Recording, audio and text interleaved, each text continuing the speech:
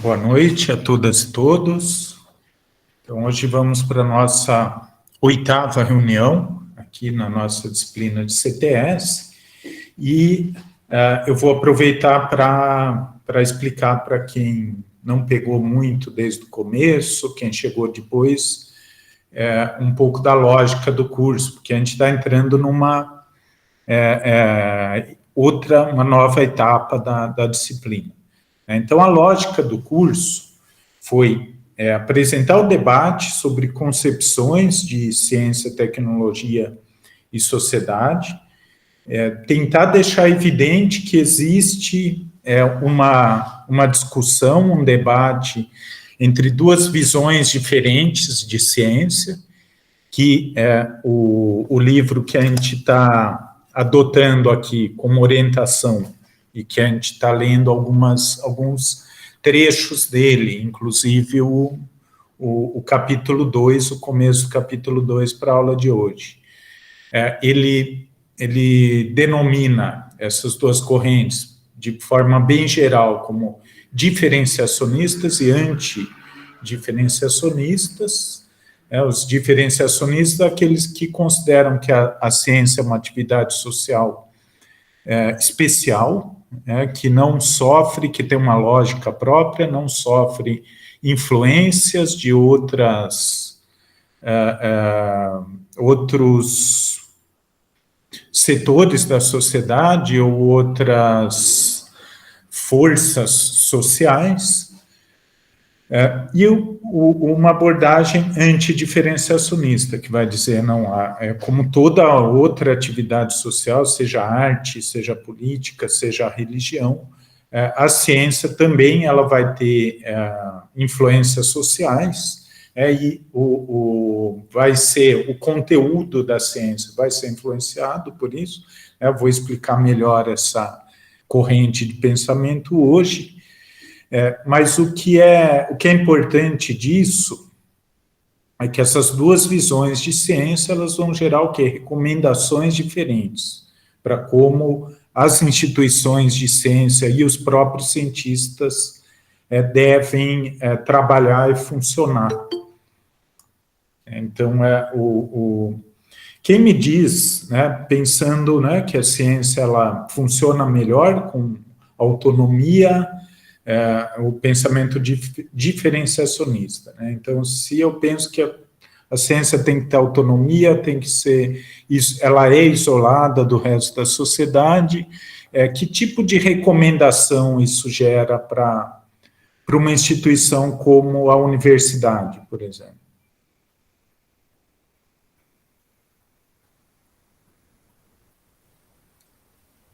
Levando em consideração que a corrente diferenciacionista, ela deixa a produção da ciência à parte, então, as produções de pesquisa de uma universidade nunca vão considerar o contexto em que a universidade e os componentes da universidade, os alunos ou os professores, estão inseridos.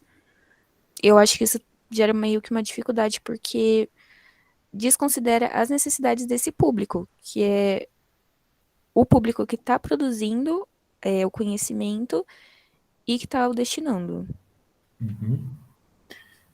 E se a gente for pensar, como é que concordo com a Camila, mas como é que os diferenciacionistas eles resolvem esse problema de não atender o público, que no fim é quem financia boa parte da própria atividade científica. É outra crença também de que necessariamente o progresso científico vai gerar progresso social.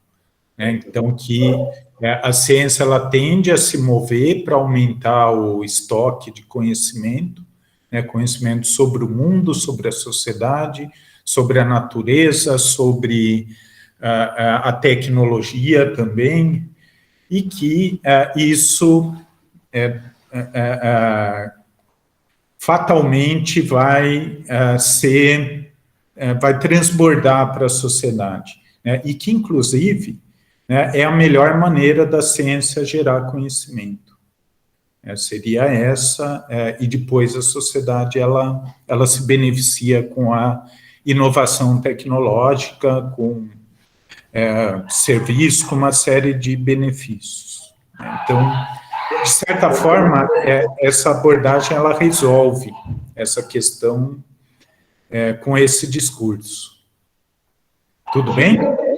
Professor, mas não chega uma hora que a ciência ficaria estagnada, porque se você não recebe auxílio monetário mesmo, dinheiro, você não consegue mais pesquisar. Vai chegar a um ponto em que não vai ter mais como avançar, entendeu? Se você não transformar pesquisas em produtos. Então, a visão dos diferenciacionistas é que esse financiamento ele tem que continuar, né, mas com a ciência sendo independente. Então, na prática, não é o que acontece, né? Então, a gente tem, por exemplo, diretrizes diárias, todo o país tem isso, diárias para investimento. Mas o que os diferenciacionistas dizem é que é necessário financiar, e no limite eles vão dizer que a ciência básica é o que é mais necessário de ser financiado, porque necessariamente é isso que vai gerar o progresso na sociedade moderna. Então, é um discurso que a gente ouve quando a gente vê a defesa da ciência. Mas, normalmente, hoje em dia, o que a gente vê é muito uma defesa da ciência aplicada. Mas tem ainda essa ideia, né, dos diferenciacionistas de que necessariamente toda e qualquer pesquisa científica ela vai transbordar para a sociedade, e isso vai gerar benefício, né? Então, isso justificaria, né, de certa forma, um cheque em branco para ciência e tecnologia, para as instituições e para os cientistas que desenvolvem. Tudo bem?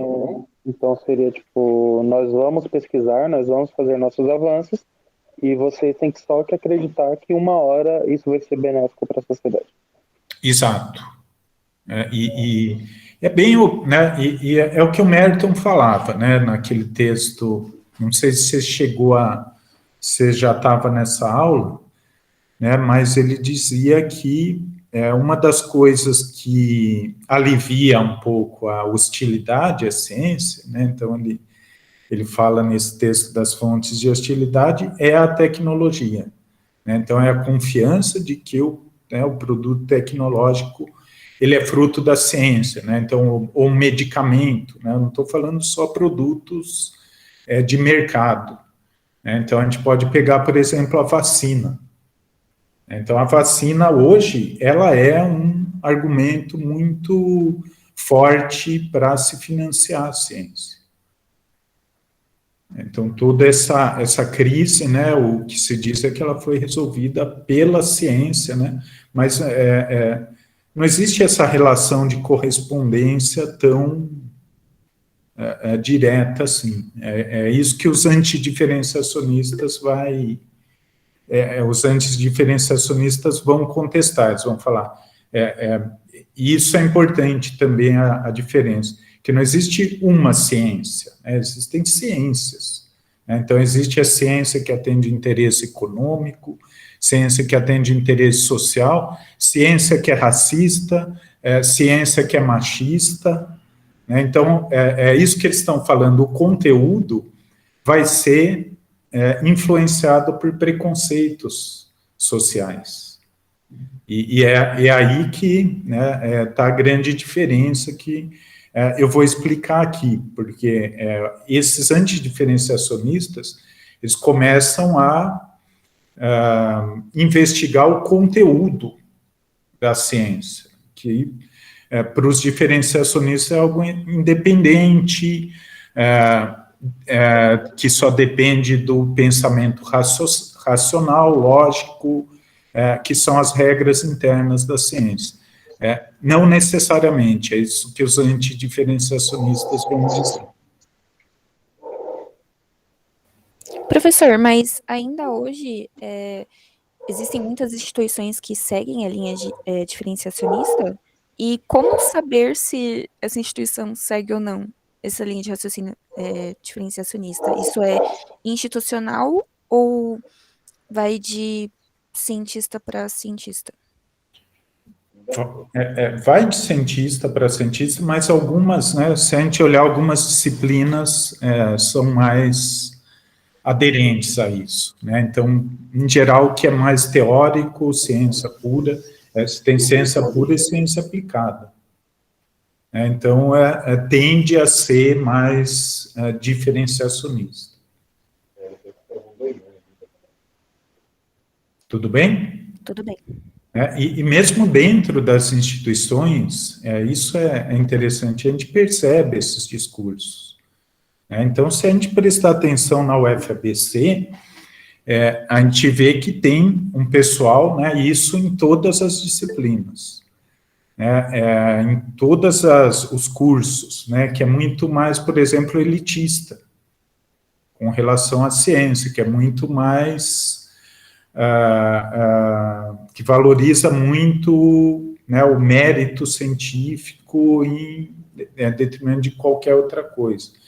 E que acredita que a universidade tem que trabalhar, né, a pesquisa tem que ser isolada de qualquer influência social, demanda, que isso é anticientífico.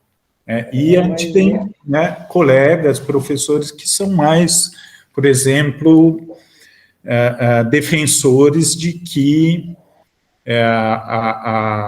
não é a única missão da universidade produzir conhecimento científico, vamos dizer, de fronteira, de certa forma inacessível e com pouca aplicação. E que, inclusive, né, isso é o que define a universidade na Constituição brasileira. A universidade ela tem que fazer, além de ensino e pesquisa, né, e ensino está dentro do papel do cientista tradicional, que é passar o conhecimento para novos cientistas, mas a nossa Constituição diz que a universidade tem que fazer extensão universitária, que é levar, né, ou melhor, trocar conhecimento com a comunidade. Agora, se a gente for olhar o financiamento, né, a gente tem que ver também, Camila, a diferença entre o discurso e a prática.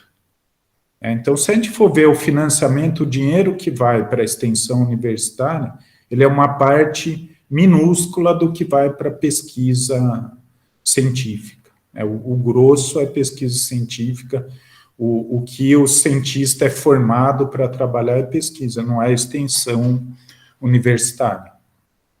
Então, existe, né, de certa forma, existe essa cultura na formação do cientista.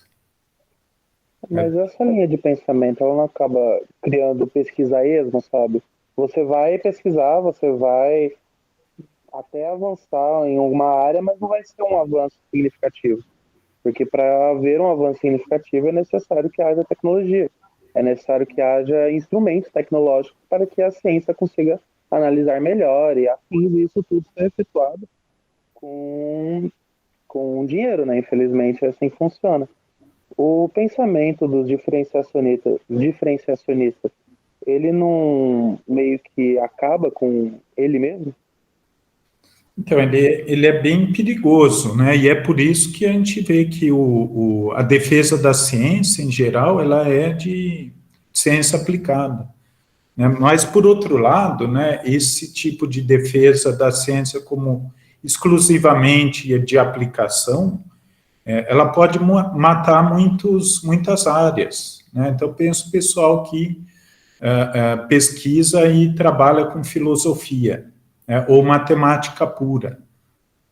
Então, é claro que tem muita ciência aplicada, talvez o grosso do investimento seja esse mesmo hoje em dia, mas a ciência básica, ela precisa ter uma certa proteção para ela acontecer. Né? Então, se a gente pegar um padrão de financiamento mudar o padrão de financiamento para financiamento por empresa, né? Você vai eliminar várias áreas da ciência, que não tem uma aplicação imediata ou prática. O que não seja meramente intelectual, né? E se faz muita ciência nessa linha. Então, não é uma discussão também fácil, né, dizer, não, tem que ser tudo aplicado e não é, na verdade, não é esse o debate, né? Eu acho que o debate eu acho que aí que os antidiferenciacionistas avançam, né, é dizer, a influência social faz parte da ciência, quer dizer, das ciências, né, e vai variar entre as várias áreas, né? Então, eu acho que um primeiro ganho é esse, a gente não falar, né, porque o discurso que a gente ouve é esse, né, em defesa da ciência, né, mas tem, na verdade, tem ciências, né, eu acho que esse que é o ganho dos antidiferenciacionistas, né, o conteúdo vai ser determinado por uma série de fatores, e isso é localizado, isso depende do local onde está, isso depende da área, isso vai depender de uma série de fatores, né? Então, Professor, e isso também entra para discutir, não sei, né? Mas para entender o que seria aplicável ou não, né? O que significa isso ser aplicável? Porque, querendo ou não, as ciências intelectuais que são produzidas são as que a gente usa durante estudos, né? Então, na universidade, a gente usa conhecimento, boa parte de conhecimento intelectual, que é ciência intelectual. Então, está sendo utilizado. Então, assim, aquilo que é aplicável ou não está sempre definido pelo que seria comercializado, seria basicamente isso, porque se for para aquilo que é usado de verdade, o que é ciência intelectual também é usado, certo? sim. Não, e eu acho que, né, isso é uma observação importante, né, que acaba a ciência aplicada, que é dita que é a ciência mais útil, né, ela é útil para quem? Então, aí que está, né? Então, se eu faço ali pesquisa de agronegócio, né, eu não só vou beneficiar um setor de atividade econômica, mas eu posso prejudicar outros grupos também. Isso porque o conteúdo daquela ciência, ele é orientado para um tipo de monopólio, né? Então, por exemplo, eu não sei se hoje ainda tem esse padrão, mas vocês sabem qual que é, alguém chuta qual que é a empresa que mais gasta com pesquisa, desenvolvimento, ciência e tecnologia no Brasil? É da área farmacêutica? Não, porque as farmacêuticas fazem pesquisa fora. No Brasil é Petrobras, disparado, sabe, na frente de qualquer número de patentes, né? Então, a gente está vendo que é algo totalmente direcionado, boa parte da ciência que se faz no Brasil. E aí, isso que é legal dos antidiferenciacionistas, né, é que isso precisa ser entendido, né, inclusive para orientar a própria política científica e tecnológica. E outro, né, não só interesse econômico também.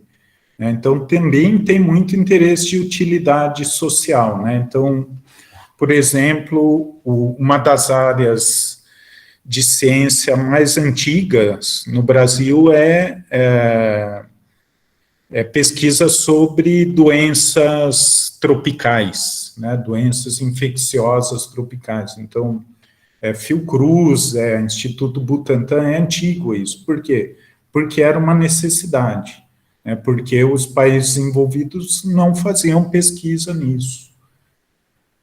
E foi, na verdade, era necessário, né, para a própria... E aí é muito interesse da elite que manda no país, era necessário para a própria elite sobreviver aqui no país, para o sistema produtivo se manter.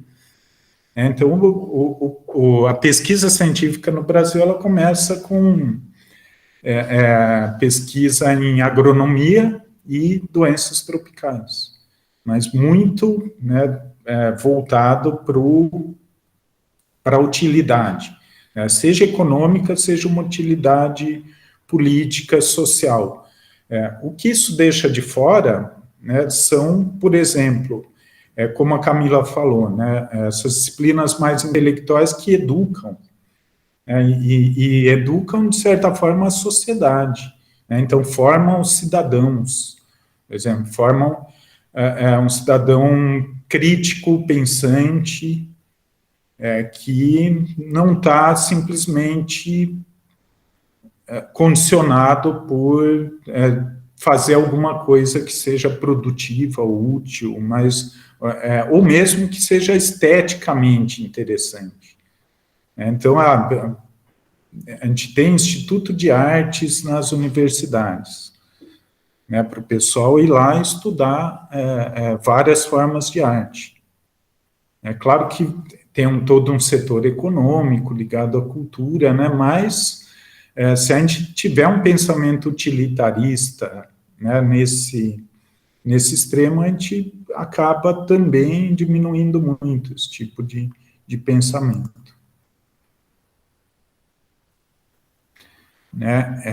Então, o Leonardo falou aqui do corte da verba do Ministério da Ciência e Tecnologia, e aí isso é interessante para o Brasil, né, e pensando até na teoria do Merton, porque tradicionalmente no Brasil o apoio à ciência ele é muito instável, né, então não existe uma convicção de que vale a pena investir em ciência no Brasil, cultura também. Então, a gente tem o Ministério da Ciência e Tecnologia que surge em 1985. Vai começar, né, a coordenar melhor a política científica e tecnológica. Então, o fato de não ter um ministério até os anos 80 diz muito sobre o que né, a valorização que se dá à ciência e tecnologia aqui no país. E tem uma relação com a própria estrutura produtiva, né? Então, nos países desenvolvidos, as empresas consomem ciência e tecnologia. No Brasil, via de regra, as empresas consomem a tecnologia desenvolvida fora. Então, tem uma relação também com a questão econômica, pensando, né, nessa abordagem mais utilitarista da ciência. Então, o Leonardo está falando aqui dos quadrinhos que eu coloquei aqui na apresentação. Vocês conseguem ler o que está escrito aqui? A Thaísa levantou a mão. Thaísa? Oi, professor. Na verdade, eu iria fazer uma pergunta, não a respeito dos quadrinhos. Pode falar agora? Claro. Sobre as ETECs, né, as escolas técnicas, que o senhor tinha falado do utilitarismo da ciência. E a gente estava conversando com os professores e uma vez eles comentaram que o Centro Paula Souza, né, a autarquia que rege as ETECs, não é ligado à Secretaria de Educação, mas de Desenvolvimento Econômico. Uhum. E qual seria, na verdade, não dizendo se é certo ou errado, né, mas a relação entre educação, né, ciência, tecnologia e o desenvolvimento econômico, porque cai nessa coisa de, apesar de ser um curso técnico, né, tem a questão dos ensinos médios também, mas uma coisa meio tecnocrata, né? Será que o senhor podia falar um pouquinho a respeito? Eu acho que ensino técnico, né, não critico, eu acho que é bom, né, mas eu acho que ele tem um caráter, né, inclusive eu acho que tem bastante gente aqui, talvez tenha bem estudado, é um ensino de boa qualidade, mas talvez ele seja muito pouco formador de um cidadão mais crítico, politicamente. Eu acho que ele tem a função de formar profissionais, e profissionais que atendam a demandas da indústria, né? Então, um outro caso é SESI e SENAI.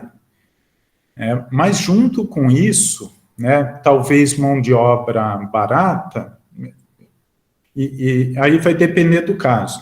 Tem outra coisa também, que muito dessas escolas técnicas são, né, então, FATEC é um exemplo, é um recurso de política, né? Então, se a gente for ver as FATECs, né, eu tive um aluno que escreveu uma tese sobre a política de FATECs. De uns anos para cá, elas vieram se expandindo muito, né? Então, todos os municípios começaram a criar aí suas faculdades de tecnologia, com apoio do governo de estado, porque isso virou uma bandeira política de alguns governadores, né? E se você for ver a maioria dos cursos, é curso de gestão, são cursos mais baratos e que formam profissionais menos especializados, né? Então, o ensino técnico tem isso. Agora, eu acho que eu tenho a impressão, né, inclusive eu estava conversando isso hoje com a minha esposa aqui, que o ensino técnico ele é muito tecnocrático, assim, ele tem um conteúdo muito pouco crítico, né, e acaba formando trabalhadores, né, com uma ideologia que é de interesse da indústria, que é uma ideologia mais conformista, né? Então, talvez, né, esse ensino ele tivesse que ser mais variado. Eu confesso que eu não conheço muito bem os currículos das ETECs, né? Eu sei que são boas escolas de ensino médio. Por outro lado, o acesso também ele é bastante restrito, né? Não é um acesso fácil. Mas a minha impressão é que eles para formar cidadão, eles não são muito eficientes, eles formam profissionais. Então, é aquela pessoa que é muito... Então, é uma ideologia um pouco fordista, se a gente for ver. E a pessoa acaba tendo uma cabeça fordista, né, de fazer as coisas conforme as regras, de ser obediente, de não contestar, eu não acho isso bom do ponto de vista de cidadania. Eu acho que Camila levantou a mão primeiro, deixa eu ver a fila aqui. Tudo bem, Thaisa?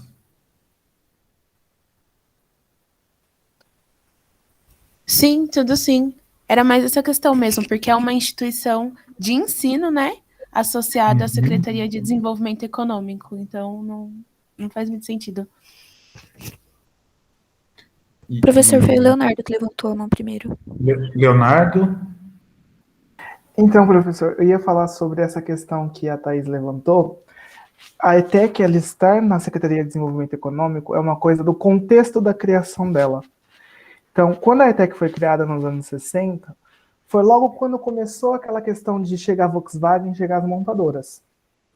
Então, viu-se que precisava de uma mão de obra. Então, criou essa escola técnica junto à Prefeitura de São Bernardo, o governo do estado e o governo federal. E o governo federal representado pela Secretaria de Desenvolvimento Econômico. Então, a Prefeitura de São Bernardo cedeu o terreno, o estado os profissionais, e o governo da Alemanha cedeu todo o maquinário da primeira ETEC, que no caso era a Volkswagen. Então, por isso que ela foi atrelada. E depois que se chegou o ensino médio nas ETECs, originalmente era uma escola somente técnica. Legal. Eu fiquei sem ar, que eu tô meio gripado. Mas, então, ela originalmente ela chamava ET, que era Instituto alguma coisa técnico industrial. Então, eram escolas técnicas industriais. Então, ela não tinha ensino médio. Você só entrava para se formar para entrar numa montadora. Depois que chegaram os cursos de ensino médio, então você fazia um ensino médio separado e podia fazer um curso. E muito depois chegou o ETIM, que foi, no caso, o curso que eu fiz, que ele atrela o ensino médio e o técnico. Você se forma com 2 diplomas. E o ETIM, eu te falo que ele é uma guerra entre formar um cidadão e formar um peão. Porque no técnico eles te ensinam a ser uma massa de manobra. Tipo, ele é voltado para ser peão. Você vai entrar numa fábrica e vai trabalhar de acordo com como mandam. Já os professores de médio, principalmente de filosofia e de história, eles querem formar cidadãos. Então ele meio que entra em guerra. E você fica ali no meio daquela guerra. Quem vai te formar melhor? Então, porque o controle é do pessoal da educação. Se é ensino médio, né, tem que ter um conteúdo de filosofia, de sociologia, etc. Então lá acaba que fica essa guerra aí, assim, entre quem faz só técnico realmente é formado como um peão. A visão dele é, eu vou entrar numa fábrica, eu tenho o meu superior, ele vai mandar eu vou produzir. Uma visão bem, tem que produzir. Agora, já tem gente que faz só ensino médio lá, e eu falo que o ensino médio de lá realmente tem, assim, uma boa formação. Ah, eu entendo, Thaís. Aí era só para falar sobre isso mesmo, pela questão por que ele foi colocado na ciência e desenvolvimento e não no MEC. E por que ele não voltou para o MEC, não foi para o MEC depois. Não, bem legal, Leonardo, bem interessante, mas eu acho que a partir do momento em que vira a escola de ensino médio, ele está sujeito a todas as regras e o conteúdo do ensino médio. E aí, isso que é interessante da tua fala, né, gera esse conflito, né, entre as lógicas. Eu acho que esse que é minha preocupação com esse tipo de ensino, né, é bem forte, né, a gente falar, mas é o que me parece, que é a formação de peão, de pessoas mais conformadas, ou conformistas, né, e que talvez até levem isso para a vida, e inclusive para a própria vida de cidadão. Então, envolvimento político e tudo isso acaba sendo bem prejudicado com esse tipo de formação. Em teoria, realmente é o que parece, mas assim, na prática, professor, pelo menos nas ETECs que eu conheci pessoas, acontece que eu acho que o médio domina mais a cabeça das pessoas, porque são pessoas totalmente politizadas, que gostam de se meter na política, de tanto que teve recentemente, assim, antes de eu entrar em 2017, teve uma luta, porque eles estudavam das 7h30 às 5 e não tinham comida, tinha merenda seca. Então, eles invadiram o Centro Paula Souza, eles fizeram todo um movimento político, passou até na televisão, para conseguir o almoço. E conseguiram. E o governo agora, ele criou outro estilo de curso, que se chama o MTech, para tirar esse almoço. Então, ele reduziu a carga horária só para tirar o almoço que o pessoal lutou para conquistar. Eu me lembro desse episódio que o meu orientando, ele fez um levantamento, né, de notícias sobre as FATECs e as ETECs, né, o sistema todo, e tinha essa notícia no meio ali do levantamento dele. Camila levantou a mão também. Eu só ia fazer um adendo sobre essa questão do ensino tecnicista, né, que quando a gente fala disso, é importante observar qual é a população que busca esse ensino técnico, né?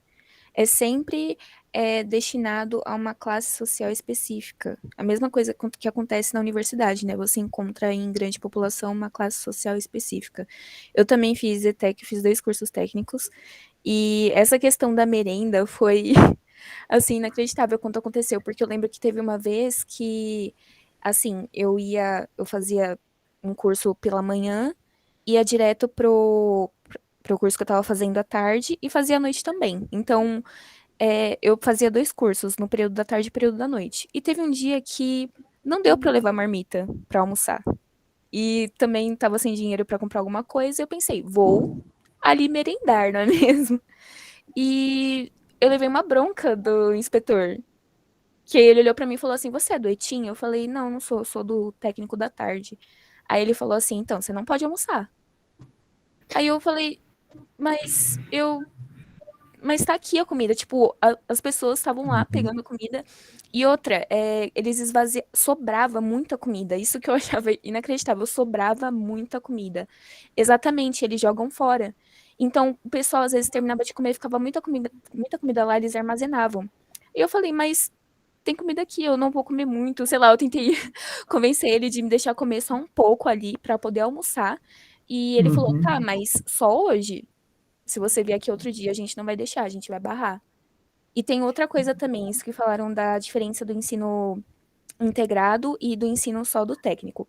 Tem uma diferença muito grande nesses dois públicos, porque quando você faz o técnico à noite, você percebe que a população que faz esse ensino é a população que já trabalha, que já está dentro de indústria e está tentando se profissionalizar.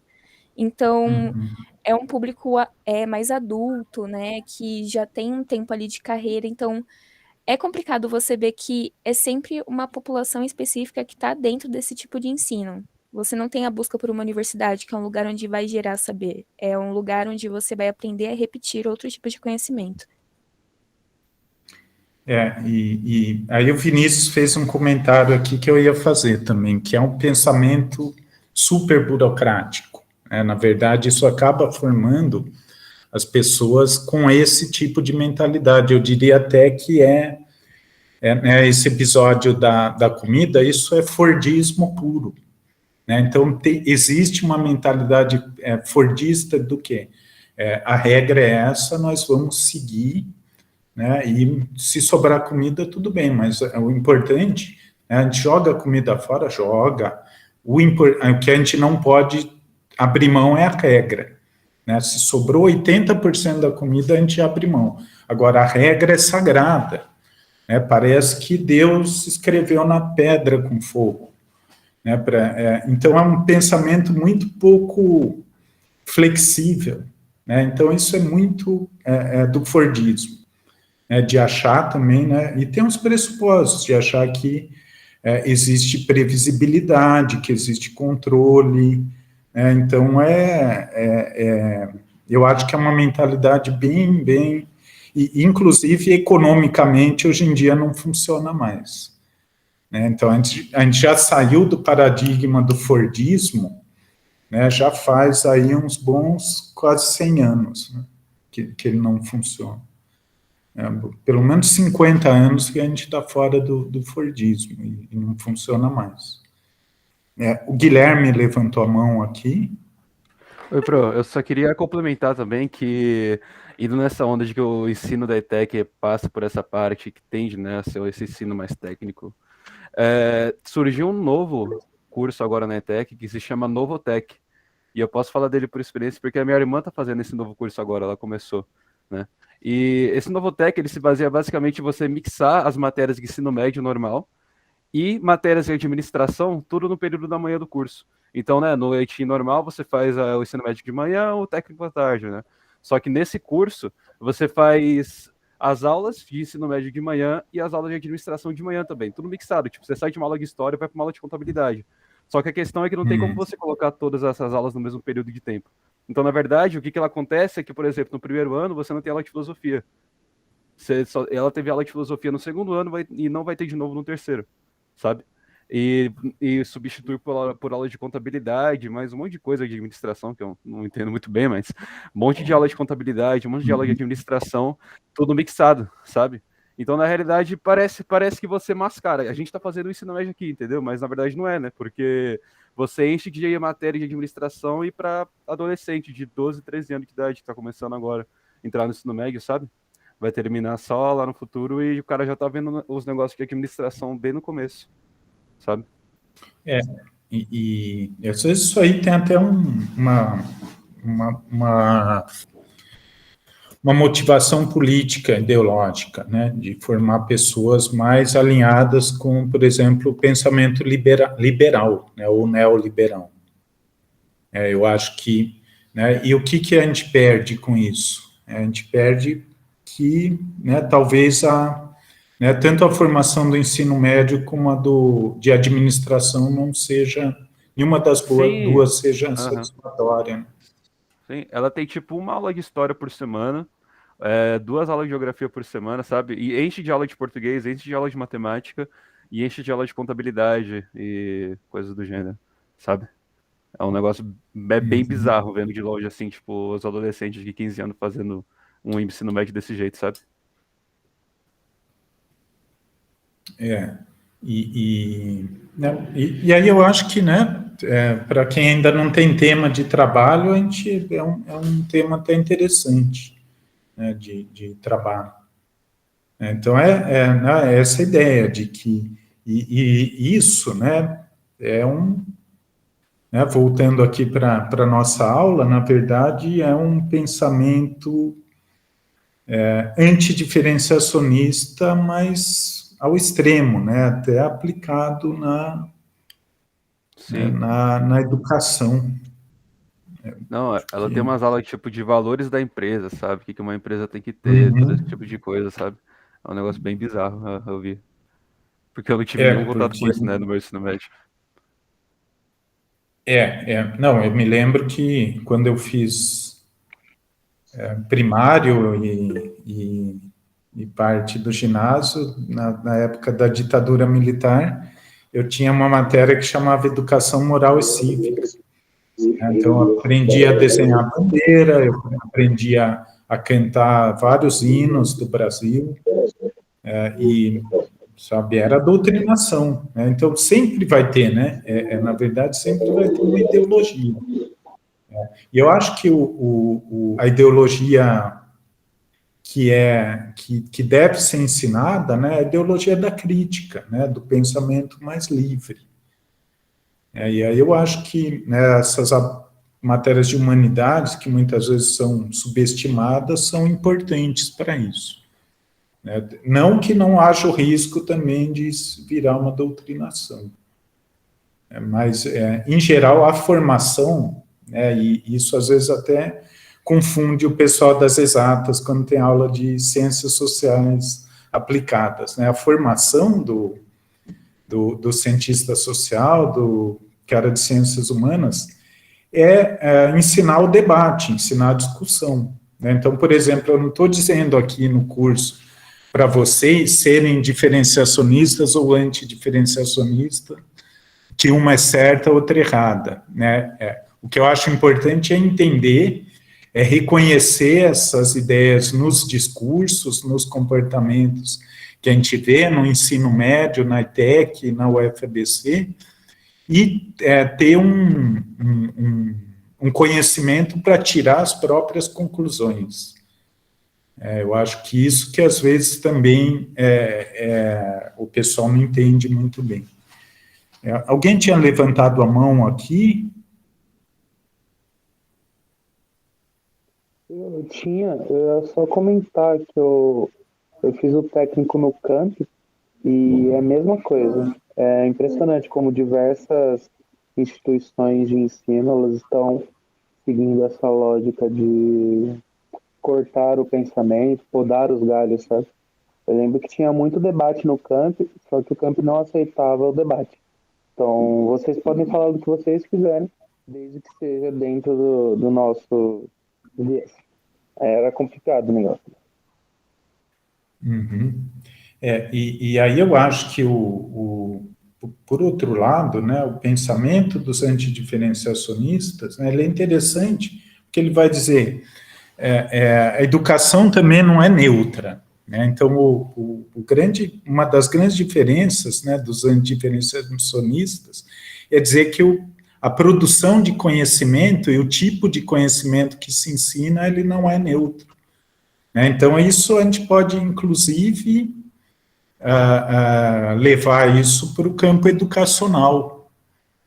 Então, a gente formular uma crítica, não, esse é o conhecimento tecnológico que vocês vão aprender, que é a melhor forma de fazer as coisas, né, que é outra coisa bem fordista, né, que é o best way, o caminho mais correto de fazer as coisas. Né, mas não, está cheio de ideologia nisso também. Eu acho que isso é importante também. E aí, pessoal, eu colei aqui na nossa capa dessa aula de hoje, né, uma imagem que, na verdade, é uma crítica aos diferenciacionistas, que é a imagem da Torre de Marfim.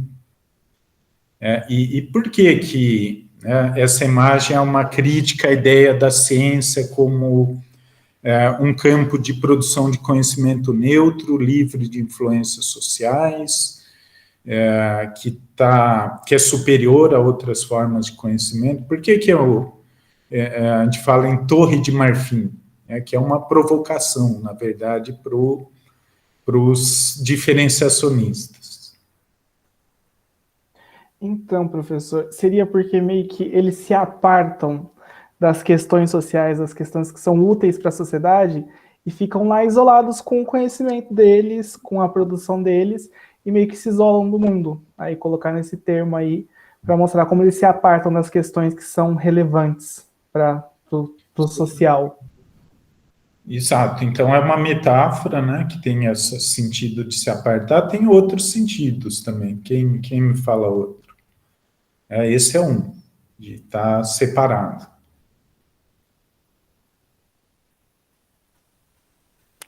Talvez de falar uma língua diferente do que as pessoas falam, porque, por exemplo, ali no primeiro balão tem uma expressão, não sei, uma conta, né? Enquanto uma eles estão equação, falando, também não é sei. uma equação. É porque os cientistas não falam conosco e eles estão falando em outra língua, então tem essa separação aí de mundos, digamos. Sim. E eu acho que tem um outro sentido também, que é a altura. Né? Então, acima, né? Então, a gente tem isso é uma coisa bem do Ocidente, né? Ocidental, que quanto mais alto, né? Isso tem a ver com religião. Porque se Deus está no céu, você está mais alto, você está mais perto de Deus. Então, é a superioridade do conhecimento, que está ali representada pela Torre de Marfim. E também, o fato de ser de marfim é um negócio caro, é um negócio que custa muito, é um negócio elitizado. Então, o cientista diferenciacionista, ele não aceita algo como cotas, por exemplo, para atividade científica, não. O que deve ser o critério para se escolher um cientista, ou para um cientista ter acesso ao laboratório, é o mérito. Então, tem uma série de sentidos isso. Então, esse primeiro quadrinho, a Camila aqui já interpretou. Esse segundo, o que a gente pode comentar sobre ele? Pensando na abordagem diferenciacionista e antidiferenciacionista. Seria, no caso ali, porque, tipo, a Torre de Marfim, ela está apartada das questões sociais. Já o comércio, então, no caso, a ciência como um comércio, ali, a produção científica para produzir produtos, ela meio que rompe com aquelas normas de Merton ali, como era o nome da norma? Que era o desinteresse, que você tinha que fazer ciência, por fazer ciência, pelo avanço da ciência, não por uma questão econômica ou uma questão de méritos, como muitas cientistas hoje em dia fazem por méritos, para ser conhecido. E o comércio, ele acaba que ele rompe aí com essas normas mertonianas, e o que acaba com as fundações ali da Torre de Marfim. E é justamente a ideia do Merton, né, que se a ciência não for independente, ela está decretando seu próprio fim. Então, a partir do momento que a ciência começa a servir interesses comerciais, né, e por isso que ele está falando em fundações aqui, que a fundação é a ética da ciência. Então, não tem interesse, senão se a ciência for para esse rumo, a ciência vai, lembrando que ele é funcionalista, a ciência vai estar dando um tiro no próprio pé, vai estar decretando seu fim. E aí, o que é interessante dos antidiferenciacionistas? É dizer que isso não é uma exceção, né? Então, o contrário do ethos, né, é o pathos. O contrário da ética é o que é patológico, né? Então, a ciência tem interesse comercial, é algo que não é ciência ou viola as regras da ciência, é uma exceção. Não, eles vão dizer que sempre vai haver um interesse, seja ele ideológico, comercial, econômico, político ou de qualquer natureza, mas um interesse social. Então, o que eu quero falar hoje aqui na aula? Eu vou falar dessa escola antidiferenciacionista.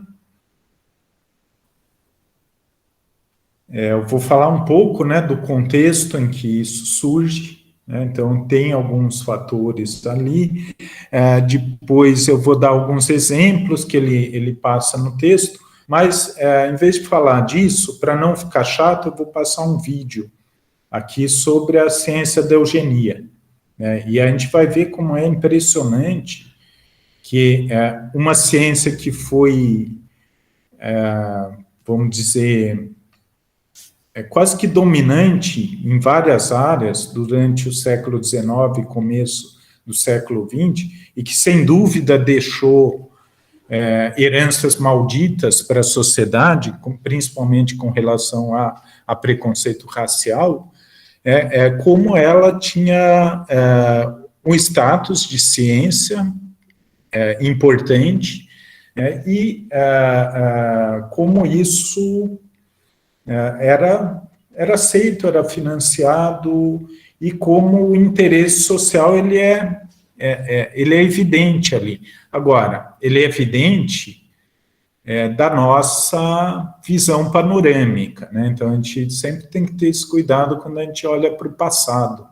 Então, por exemplo, para muitos cientistas contemporâneos, então uma coisa nova que está dentro das correntes antidiferenciacionistas são os estudos feministas de ciência. Então, para muita gente hoje em dia não faz sentido falar nisso. Parece que as as chances são iguais. Então, eu acho que é isso que é interessante da abordagem antidiferenciacionista. Então, como que, o que caracteriza, essa corrente? Então, eles vão, o texto desse capítulo, ele é bastante claro, assim, em termos de definir os objetivos, então coloca ali, lá no começo, o que eles vão falar de algumas correntes do antidiferenciacionismo, e eles vão começar dizendo que, a partir dos anos 60, começa, essa corrente mertoniana, que é o principal ideólogo do diferenciacionismo, ela vai começar a cair em desuso. E o que significa isso? Que a sociologia da ciência ela vai passar de um interesse, de um foco nas instituições de ciência e nas condições para o desenvolvimento da ciência, nas diferentes sociedades, para o estudo do que determina socialmente os conteúdos da ciência. Então, por que tal teoria ela foi difundida ao invés de outra teoria, por exemplo? Ou por que existe mais investimento em física do que em matemática pura, em física aplicada do que matemática pura? Então, esse tipo de discussão não estava ausente da sociologia da ciência. Então, eles vão procurar entender o conteúdo cognitivo mesmo, e aí vai desde a teoria até as metodologias, como que se resolvem controvérsias científicas, como a ciência, às vezes frequentemente, são erros enormes da ciência que depois são revelados, então eles querem entender como que essas ciências, então eles abandonam a ideia de uma racionalidade universal da ciência, né, de uma unidade das ciências, vamos falar de ciências, né, como que isso é influenciado por fatores sociais, né? Então, aí tem várias vertentes, né? Eles descrevem ali rapidamente algumas, e a gente não precisa, eu acho, se preocupar, né? A não ser quem queira se aprofundar, fazer leituras adicionais, né? Mas eu acho que o importante aqui para a gente é entender de maneira geral esse pensamento. Então, eles vão falar que você tem estudos mais focados em laboratórios, que são como etnografias, né, que são observações do que acontece no laboratório, estudos mais focados na relação entre política e ciência. Então, vai ter uma série de focos, mas, de maneira geral, com esse pressuposto, né? Na verdade, é uma mudança de paradigma, né? O pressuposto de que o conteúdo da ciência ele tem determinantes sociais. E aí, o que vai variar também bastante entre os autores né, e aí é uma crítica que se faz muito a essa corrente, né, é o peso de fatores da realidade empírica e o peso de fatores sociais, porque por mais que a ciência seja, né, enviesada por fatores sociais, sempre vai ter algum conteúdo racional mínimo, né, que é importante, que faz parte do método científico e que, de certa forma, diferencia a ciência de outras atividades, como, por exemplo, a religião. Então, né, tem esse dilema também nesse pensamento. Tudo bem? Tudo bem. Então, eles vão destacar o quê? Primeiro, a influência muito grande que aquela ideia das revoluções científicas, da dinâmica científica do Thomas Kuhn vai ter nesse desenvolvimento dessa sociologia antidiferenciacionista, né, ainda que o Thomas Kuhn, né, ele não entre nas influências sociais e políticas, né, na teoria dele. Para ele é tudo, né, determinado dentro da atividade científica, a própria educação científica, mas ele vai começar a dizer que existe algo que não é tão racional assim dentro dos paradigmas científicos, né, que existem fatores ali sociopsicológicos, né, que vêm principalmente da educação científica e que vão contestar essa visão de que existe uma racionalidade universal e que necessariamente o que vai determinar, né, qual é o paradigma dominante são fatores racionais científicos. Ele começa a dizer que existe, mesmo que circunscrito à educação científica, às comunidades científicas, mas não deixa de ser um fator social, que vai influenciar no que é cognitivo. Tudo bem com a influência do Thomas Kuhn? E o que o antidiferenciacionismo vai dizer é que existem relações de poder que vão determinar esses conteúdos da ciência. Um outro fator é que, se a gente pensar nos anos 60, é uma época de contestação de uma série de regras sociais, de instituições sociais, né? Então, é a época né, que a gente pode dizer da contracultura, de contestar os valores. Então, você tinha uma série de problemas, você tinha problema ambiental, você tinha as guerras, você tinha os problemas sociais. Isso gerou um movimento de contestação geral na década de 60, que incluía também contestar a própria ciência, né? E isso esse clima de contestação ele também vai influenciar a própria sociologia da ciência, e não só da ciência, outros ramos da sociologia.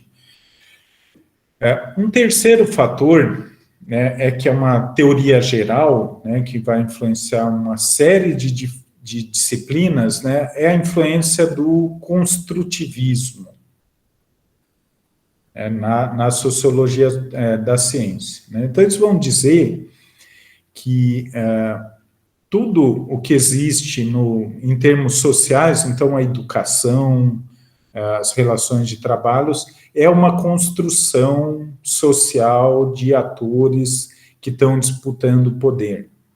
Então, a própria ciência ela vai ser construída em função de contextos específicos e do comportamento dos atores específicos. Então, não é, né, um fenômeno simplesmente cognitivo e intelectual, a produção do conhecimento científico. Vai ser um fenômeno relacional, um fenômeno que tem a ver com relações de poder e que vai, muitas vezes, ser determinado pelo quê? Por aquela estrutura de poder que uma determinada sociedade vai ter. Então, não por acaso, né, a gente pode pensar, por exemplo, na ciência nazista, durante o período em que o nazismo estava no poder, na Alemanha. Então, o que os diferenciacionistas diriam? Né, que aquilo não era ciência. Mas, se a gente for ver, era ciência extremamente ideologizada, mas, inclusive, gerava resultados científicos. Então, todo esse contexto e os atores, né, que vão construir o conhecimento científico. Então, isso rompe muito com uma visão de que o fato está na natureza, que a ciência simplesmente observar o fato, observar o fenômeno e descrever aquilo o mais fielmente e racionalmente possível. Então, o fato, a observação da natureza, ela vai ser construída a partir de argumentação, a partir de uma série de mecanismos que vão dar a cara do conhecimento científico no final das contas. Tudo bem? Está aqui? Eu poderia dar mais uma explicada no construtivismo que não entendi muito bem. Então, basicamente, o que o construtivismo vai dizer é que, vamos pensar um exemplo, por exemplo, uma estatística de desemprego. Ela não é simplesmente uma observação do dado, uma medição do dado sobre desemprego que reflete objetivamente e factualmente aquele fenômeno. Ela vai ser uma construção social, vai ser um processo de negociação entre os atores que estão gerando aquele conhecimento, e esses atores vão ter as suas ideologias, as suas convicções, vão estar com seus paradigmas, e esse processo relacional é que vai levar à construção do conhecimento científico. Então, é muito mais do que uma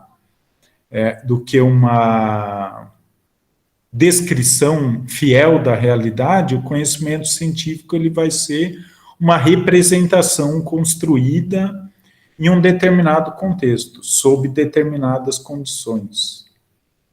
É isso que eles estão querendo dizer com construtivismo. Tudo bem?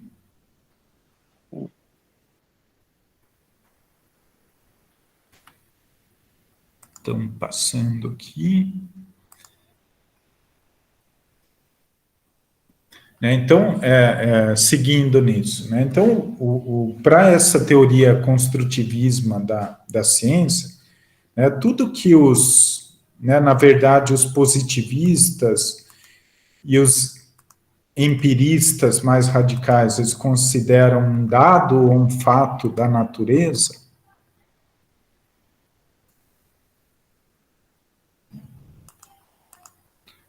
né, os diferenciacionistas ou os positivistas considerariam fato a natureza sendo lida, né, então o que é observado, o que é medido, o que é deduzido, né, isso não está ali na natureza, né, simplesmente para ser observado, para ser coletado, né, e aquilo não está pré-determinado, né. O sujeito ou os grupos que constroem, né, aí o construtivismo, o conhecimento científico é que vão construir o fato, né, e isso vai ter uma série de determinantes, né, então o fato científico ele é muito mais uma representação, né, do que a realidade objetiva, como, né, normalmente a gente pensa. Tudo bem?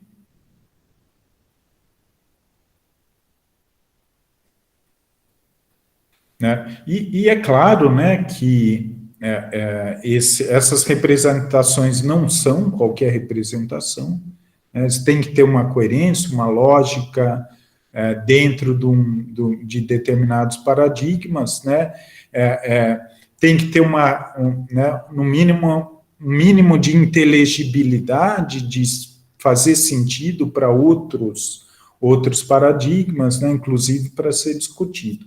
Né? Então, por exemplo, não dá, né, dificilmente, né, existe, mas não é aceito, por exemplo, uma física quântica que explica as partículas a partir de argumentos esotéricos ou místicos, né, ou sobrenaturais.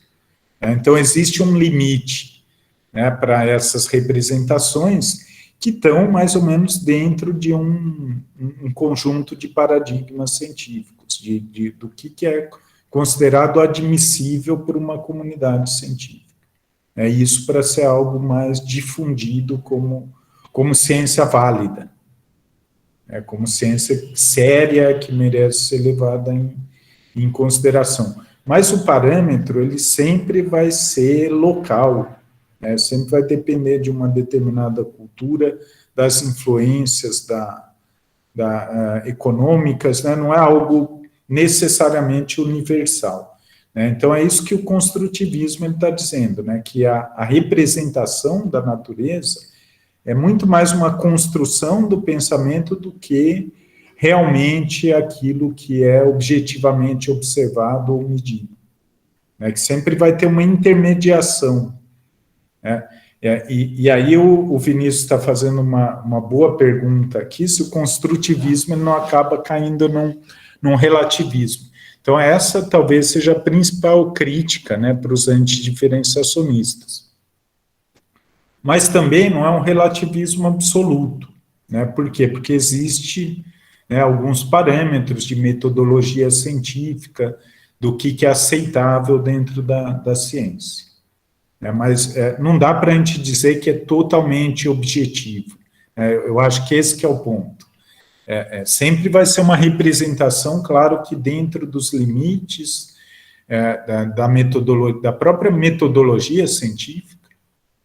Claro que existem áreas que acabam saindo totalmente disso, mas vão ser áreas marginais da ciência, não é aquilo que é ensinado, por exemplo, nas universidades. Agora, quando a gente tem uma controvérsia científica, isso aparece muito bem nessas representações da natureza, porque vão ser duas representações que vão se confrontar numa controvérsia científica. Então, a história, né, ela é cheia de controvérsias, né? Então, por exemplo, a controvérsia da biogênese contra a biogênese, né, ou as controvérsias da geologia, né, tem uma série delas.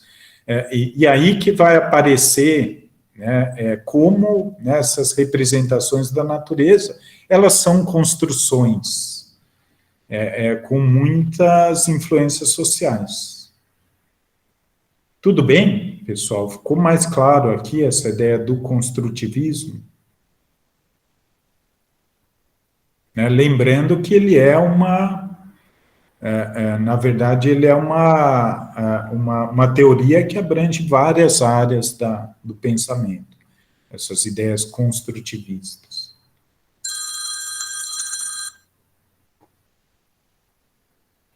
Podemos seguir?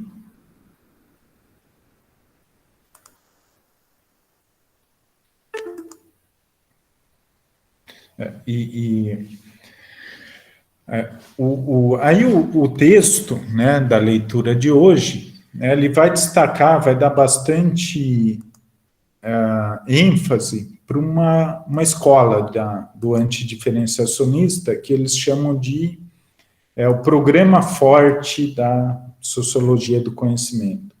Então, eles vão dizer que é um programa forte justamente porque vai tratar com bastante, vamos dizer, firmeza, né, do conteúdo das ciências. Então, por que uma ciência produz esse ou outro conhecimento? Então, um dos autores principais dessa corrente é o David Bloor, que é um inglês que escreveu um livro com o título Conhecimento e Imaginário Social. Então, ele vai relacionar diretamente o conhecimento com as ideologias. É isso que ele vai defender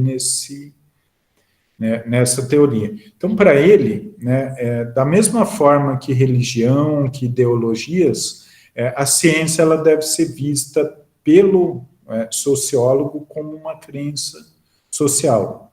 Não dá para dizer que existe uma racionalidade universal que vai gerar todo o conhecimento científico. Essas racionalidades vão ser localizadas, né? Então, na verdade, ele está dizendo que não existe, eu não descubro um elemento novo na química para colocar na tabela periódica. Aquela descoberta, na verdade, é uma construção baseada em uma série de preconceitos sociais. Então, ele vai dizer que essa investigação tem que ter alguns princípios. Então, o primeiro princípio que ele diz é o princípio da causalidade. Então, todas as crenças, sejam as convicções sobre sociedade ou sobre a construção dos fatos científicos, elas vão estar dentro da sociedade, dentro da posição dos atores na sociedade. E quando a gente analisa essa construção de teorias, sejam as teorias bem-sucedidas, sejam aquelas mal-sucedidas que são refutadas, eu tenho que analisar essas teorias de forma simétrica, de forma imparcial. Então, não é porque uma teoria foi mal-sucedida que a explicação o cientista ele tinha algum tipo de preconceito ou de ideia social que contaminou o raciocínio lógico. Isso aí vai estar presente nas crenças válidas também. Esse é o princípio da imparcialidade. Tudo bem até aqui? Então, um terceiro princípio que é similar ao da imparcialidade, é de que toda teoria científica, ela vai ter uma explicação similar, Você não tem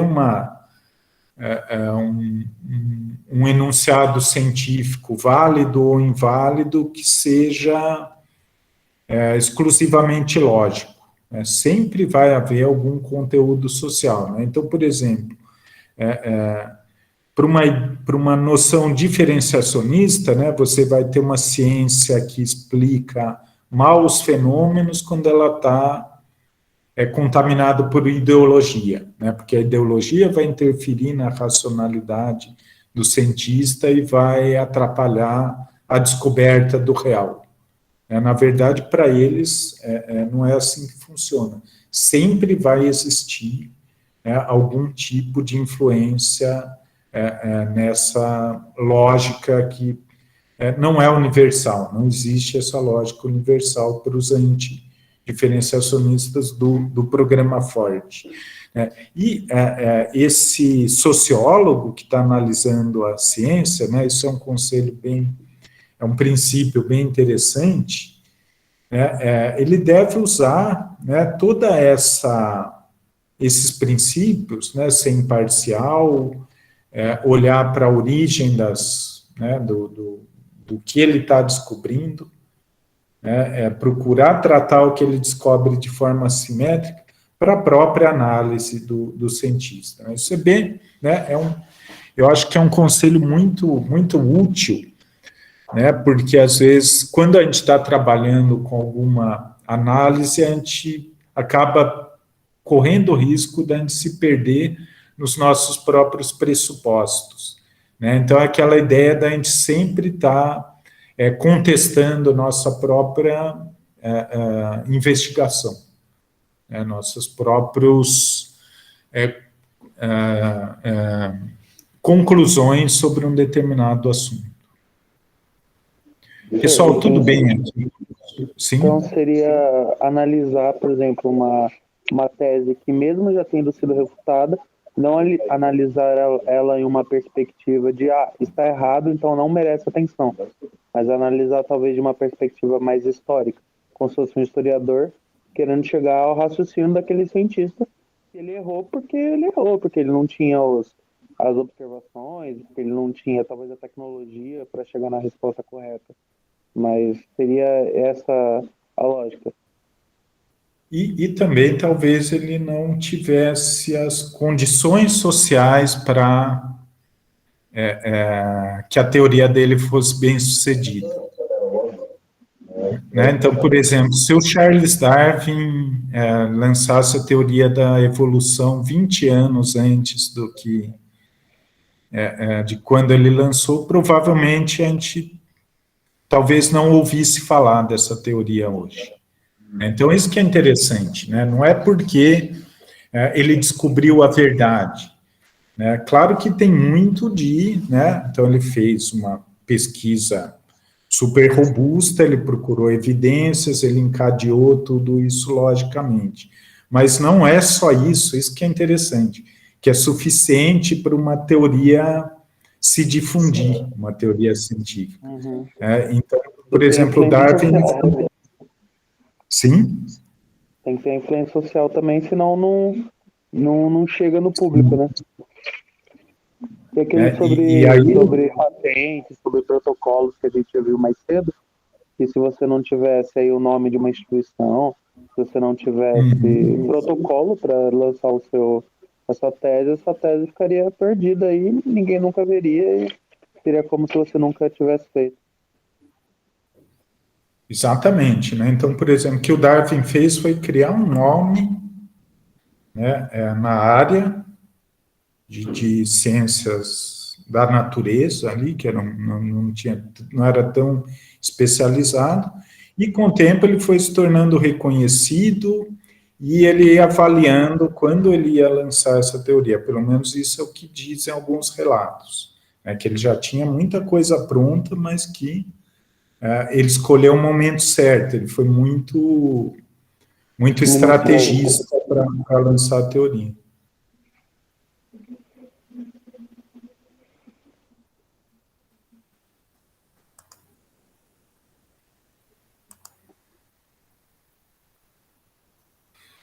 Então,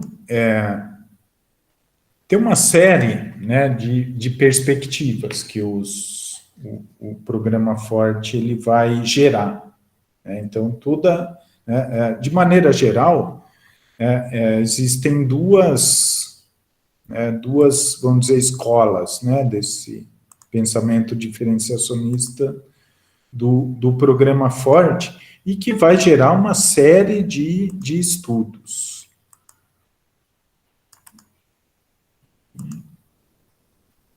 Então, de maneira geral, tem um foco mais em fatores culturais, né, que são mais, vamos dizer, que estão mais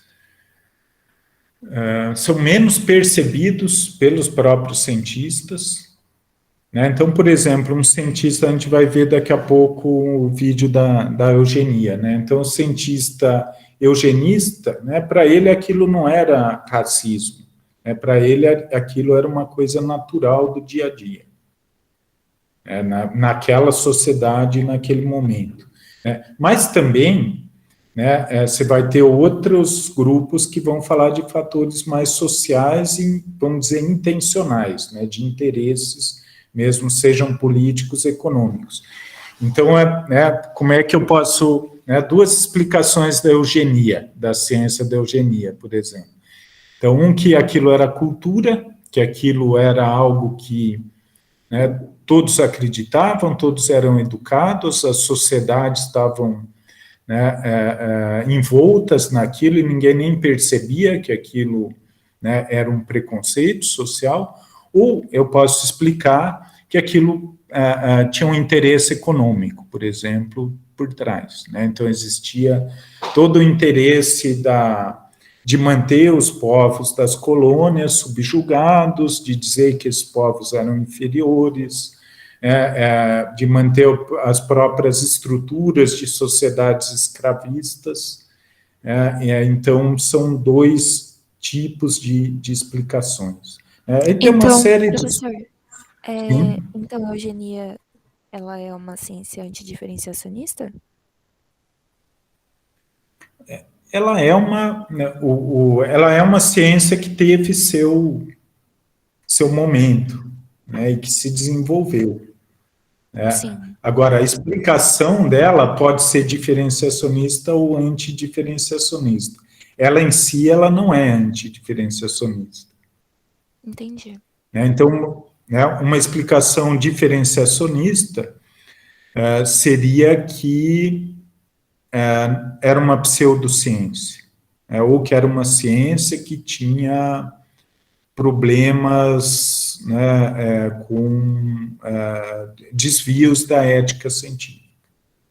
Uma explicação antidiferenciacionista pode ser, era um produto da cultura da época, ou era um produto dos interesses econômicos, políticos, ideológicos de uma época.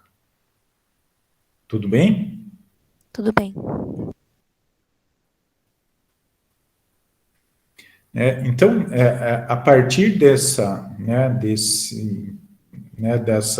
pressupostos, né, principalmente dos princípios ali de análise que a gente viu, tem uma série de estudos, né? Então, uma área muito importante, né, sobre controvérsias científicas, né? Então, como é que a gente explica qual teoria que se difunde, por exemplo, sobre, como a gente estava vendo na aula de paradigmas ali, sobre as partículas subatômicas, né? Então, por que é modelo padrão, por que é a teoria das cordas, por que uma está mais difundida, a outra está menos difundida. Então, existe uma série de explicações, né? Desde o interesse dos cientistas em... Né? Então, um cientista que construiu uma carreira defendendo um determinado modelo. Para uma visão diferenciacionista, ele não faria isso. Por quê? Porque ele ia atrás da verdade, né? Mesmo que isso custasse toda a carreira dele, toda a pesquisa, ele tivesse começado do zero. Agora, para um antidiferenciacionista, esse cientista ele pode muito bem manter, adequar uma teoria, né, claro que com limites, né, dentro do limite de metodologia, mas defender uma teoria por interesse profissional, né, porque ele construiu toda uma carreira, uma autoridade naquela área. Então, uma série de explicações. Outra área, né, é um debate sobre as questões éticas, né, sobre os impactos que a ciência traz para a sociedade. Eu acho que aí é uma área, eu acho que é mais Eu não sei se é tão interessante para a gente que está pensando aqui muito mais na produção da ciência. Mas, por outro lado, né, essas implicações, elas têm origem nas causas sociais da ciência. Então, tem muita ciência, por exemplo, que foi feita e que o efeito foi, por exemplo, gerar poluição ambiental, e ainda temos, né, esse tipo de ciência. Então, vai acabar tendo também, além de esse conteúdo, né, direcionado, socialmente determinado, ele vai ter uma implicação social. Então, é um outro grupo de estudos, né? E, né, a questão dos estudos que relacionam ciência com valores e práticas culturais, né? Aí é bem interessante, né, por exemplo, os estudos antidiferenciacionistas que relacionam gênero com ciência. Então, eu procuro explicar por que né, a maior parte dos recursos da ciência vai para cientistas homens. O que tem de objetivo nisso? Então, né, por exemplo, é uma evidência de que a ciência ela acaba reproduzindo preconceitos sociais. E aí tem né, esse tipo de estudo, né, ou por que a maioria dos cientistas é branco. Então, tem estudos que vão... e qual que é a utilidade, né, desses estudos, se a gente pensar de um ponto de vista aqui mais de aplicação de resultados? É intervir nessas situações, né, é mostrar, olha, existem interesses econômicos que estão direcionando o conteúdo da ciência. Ou existem preconceitos de gênero que geram assimetria, ou preconceitos raciais que geram assimetria de oportunidades e de acesso à produção de ciência entre homens e mulheres ou entre etnias.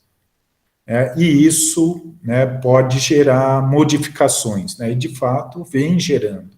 Então a gente vê muito de muitas políticas hoje de inclusão dentro da ciência. Então, tem muito a ver com esses estudos antidiferenciacionistas. Tudo bem, pessoal? Então, eu não sei se alguém tem alguma dúvida aqui sobre o texto. Vinícius? Oi, professor, tá me ouvindo? Estou. A dúvida que eu tenho tem a ver com essa perspectiva culturalista que o próprio autor vai trazer, que ele se vale de um exemplo do Bloor, né? E ele vai ele fala do raciocínio matemático. Eu posso ler o trechinho, porque foi um trechinho curto, claro, aqui, que ele usa de exemplo para explicar essa perspectiva, mas ficou um pouco abstrato para mim. É assim, ele fala do Bloor, né? Ele fala, segundo ele, em um raciocínio matemático, não se passa de uma etapa a outra em função da necessidade lógica, mas para melhor responder a uma obrigação moral. As provas sobre as quais assenta a representação coletiva de uma verdade matemática não possuem valor intrínseco. Elas dependem do quadro cultural que é portador de sistemas de significação. Assim, toda demonstração matemática inscreve-se em um quadro cultural particular que lhe dá seu valor. Eu realmente, aqui eu não entendi muito bem o que dizer com essa parte da significação cultural, porque a matemática, dentre todas as ciências, é a que aparenta ser a mais, assim, autônoma, né? Mais desvinculada dos valores sociais. Então, eu achei que foi um exemplo, assim, que se ele conseguir demonstrar a perspectiva culturalista a partir da matemática, que realmente tem algo aí. Então, o Bloor, na verdade, ele foi até quase proposital, né, ele trabalhar com a matemática justamente por isso que você falou, né, primeiro, que a matemática pura, ela é vista como algo bem dependente, né, e muito atrelado à lógica, Então, nesse texto do David Bloor, né, ele vai tentar provar que alguns raciocínios matemáticos estão relacionados com valores sociais. Então, depois ele vai dar um exemplo, né, mas aí já é da perspectiva mais social, né, dos estatísticos ali, que aí é o Peirce. Né? Mas o David Bloor, ele vai relacionar, né, então, os pressupostos e os raciocínios e os métodos, né, muito com a visão de mundo desses cientistas. É isso que esse trecho está querendo dizer. Né, mas é um exemplo que ele escolheu, né, justamente para ter esse impacto sobre essa, né, esse objetivo do programa Ford. Então, é muito fácil a gente achar, por exemplo, influências culturais nas engenharias. Então, tem, né, a própria estética, né, vai determinar um projeto de engenharia. Agora, na matemática, é realmente um desafio, né? Então, por isso que... Né, e aí, o texto dele convence bem, né? Eu posso depois disponibilizar. Tudo bem, Vinícius?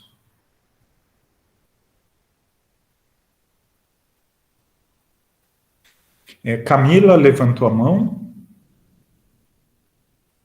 Sim, professor, era uma dúvida sobre o texto também, mas era um pouco antes dessa parte onde está tratando sobre o Bloor. É na página 62.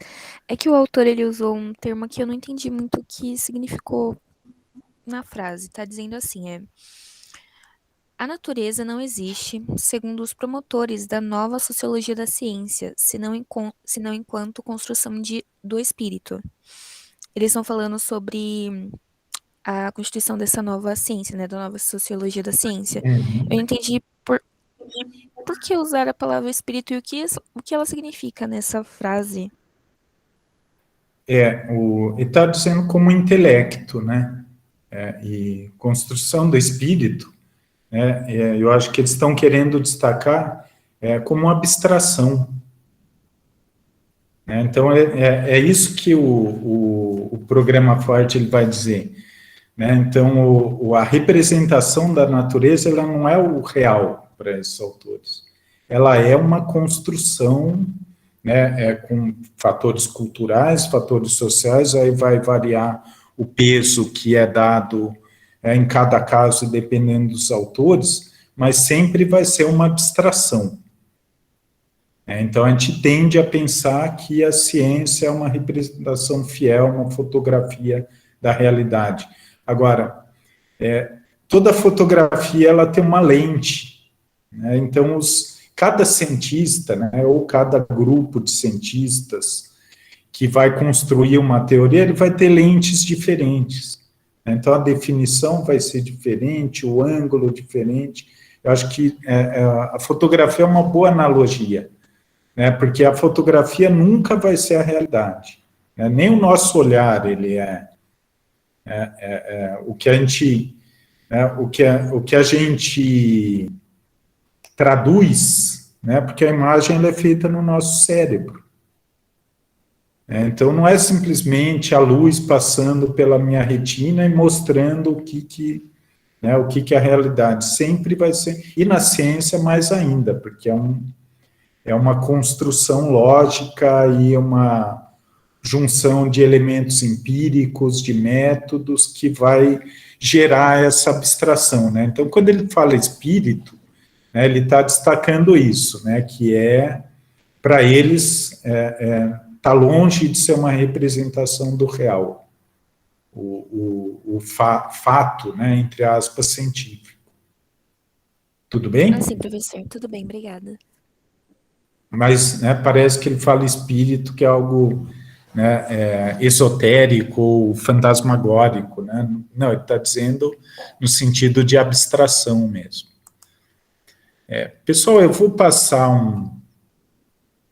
um vídeo aqui, Mas e na aula que vem a gente segue nesse assunto, a gente retoma nas oficinas também.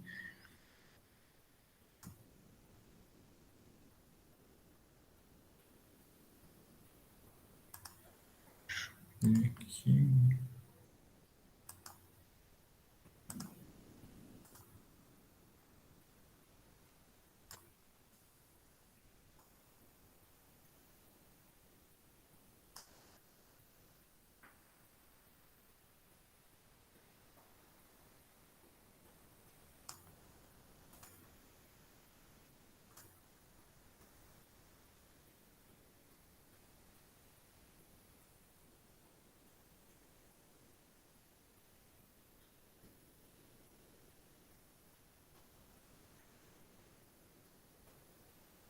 Isso.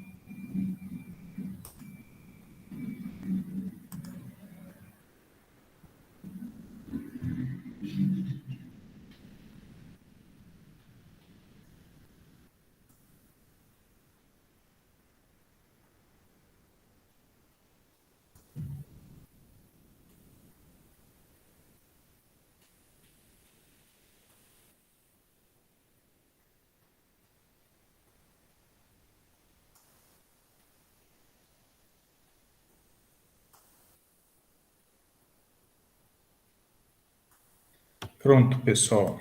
Compartilhando aqui.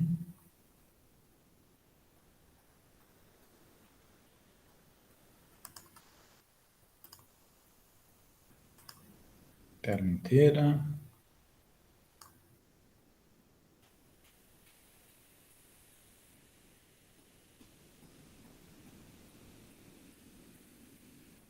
If man could be induced to fall in love. Todo mundo está ouvindo? Sim. Tá. Intelligently. If human matings could be placed upon the same level as horse breeding, the most progressive revolution in history could be achieved, says Charles Davenport, the father of the Professor, o eugenics que está sendo apresentado, pelo menos para mim, o vídeo está pausado. Deixa eu ver aqui.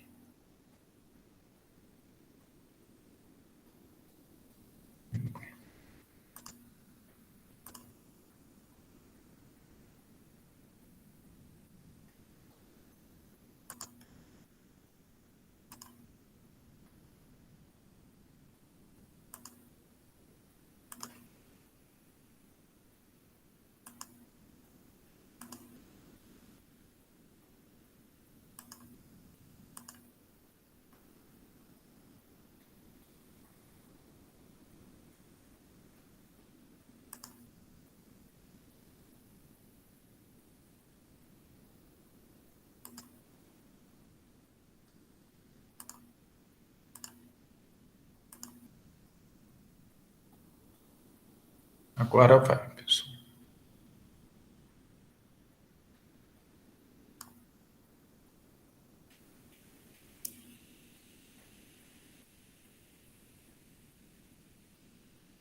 If man could be induced to fall in love.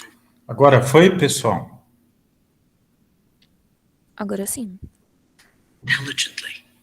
If human matings could be placed upon the same level as horse breeding, the most progressive revolution in history could be achieved, says Charles Davenport, the father of the eugenics movement in the United States. Davenport founds an institute for evolutionary research on Long Island and sets up the Eugenics Record Office. His dream is to create a nationwide eugenics register.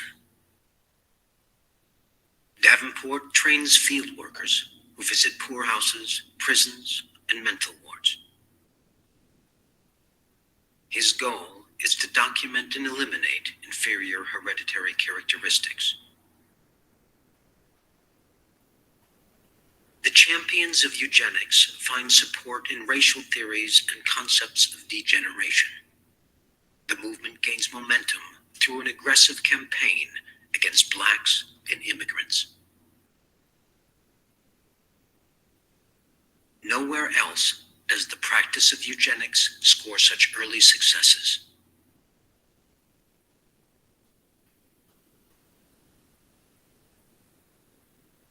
In 1907, the world's first compulsory sterilization law is introduced.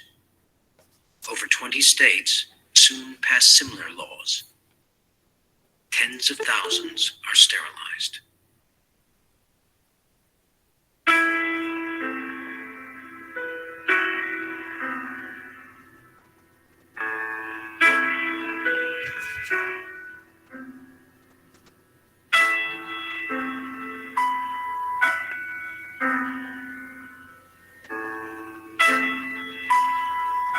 In 1922, in the small country of Sweden, the world's first government institute of race biology is established.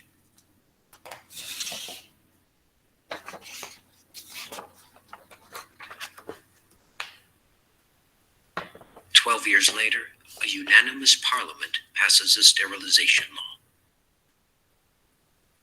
The Institute of Race Biology in Uppsala, under its founder Herman Lundborg, is the center of Swedish race research.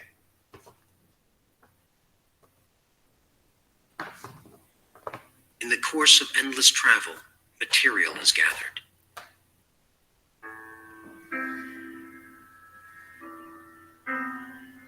Photographs and physical measurements of thousands of Swedes. In the pursuit of positive and negative heritage, towns and parishes, prisons and correctional institutions are visited.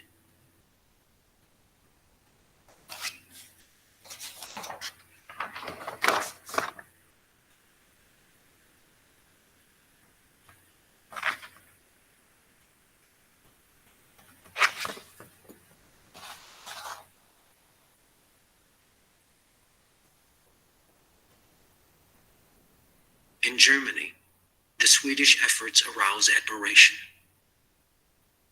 The Institute of Race Biology in Uppsala, writes the journal Die Sonne, will rouse Germany's dawning race research to life.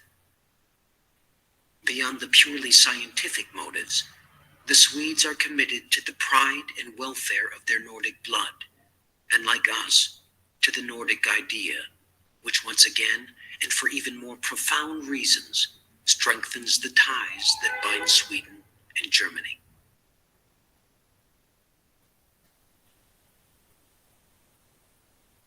The Institute places peculiar emphasis on anthropological measurements and ethnic attributes.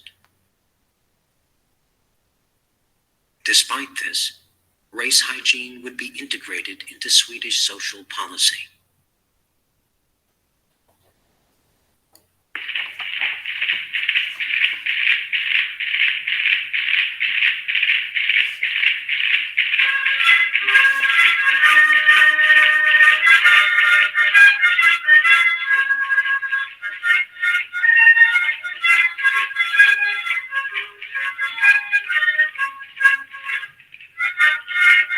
During the 1920s and 30s, Sweden becomes a progressive welfare state in which ethnic conflict is virtually unknown.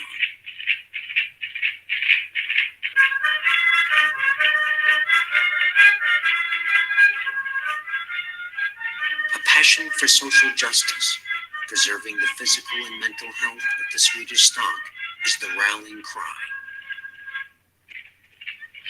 Race hygiene is seen as central to the well-being of modern society.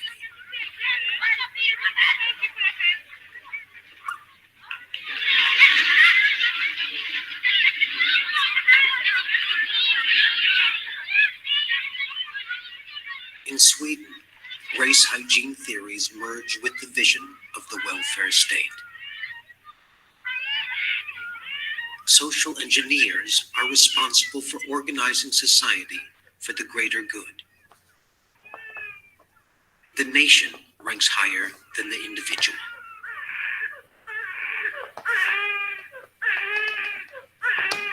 The Swedish stock must be protected from inferior and foreign elements, fortified to meet the growing demands of modern society.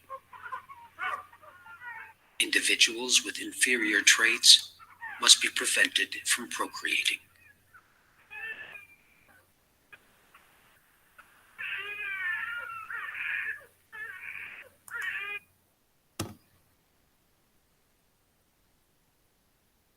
Pessoal, a gente só teve tempo mesmo de passar um trechinho, mas aí eu queria ouvir vocês aqui. O que tem a ver esse vídeo com o que a gente discutiu hoje?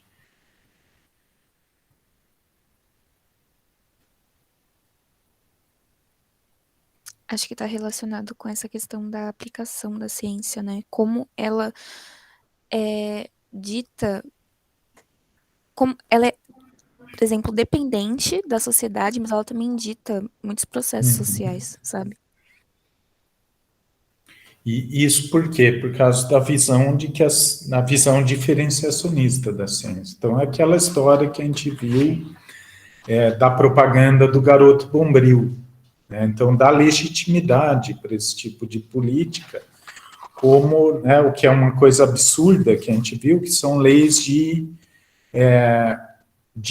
esterilização, né, de populações inteiras, né, de dezenas de milhares de pessoas, como eles dizem. E como essas pesquisas científicas, o Vinícius está dizendo aqui, elas foram totalmente determinadas por questões, por interesses sociais e talvez culturais, né, e aí que, né, é o debate entre a perspectiva mais culturalista e a perspectiva mais social dos interesses, né? Então, eu acredito que muito daqueles suecos e mesmo dos americanos, eles acreditavam naquilo, né? Acreditavam que aquilo poderia construir, como eles estavam dizendo, uma sociedade melhor, né? Então, aquela coisa dos engenheiros sociais planejando uma sociedade e que usavam isso como uma ferramenta. E o que é importante? Que isso foi extremamente influente, né? Com certeza isso foi uma das bases do próprio nazismo, né? Mas se a gente pensar, as próprias políticas de imigração no Brasil tinham uma base eugenista, científica eugenista. Então, o objetivo, né, um dos objetivos das políticas de imigração, que acontecem aí nos anos 30, começo do século, né, a ideia de que se poderia construir uma população superior a partir da presença desses indivíduos. Então, a gente vê como, né, esse determinante social da ciência, né, numa época, claro que a gente está vendo, hoje parece, né, e é algo totalmente absurdo hoje, mas naquela época era ciência de fronteira, era ciência de ponta, né? Então, acho que é bem, bem impressionante, né? Inclusive, quem puder assistir, depois o link está na apresentação, mas eu coloco lá na nossa aula, né? Quem quiser assistir esse documentário inteiro, ele é bem, bem impressionante mesmo. Como esse negócio se espalha nessa época. Pessoal, algum mais comentários, questões?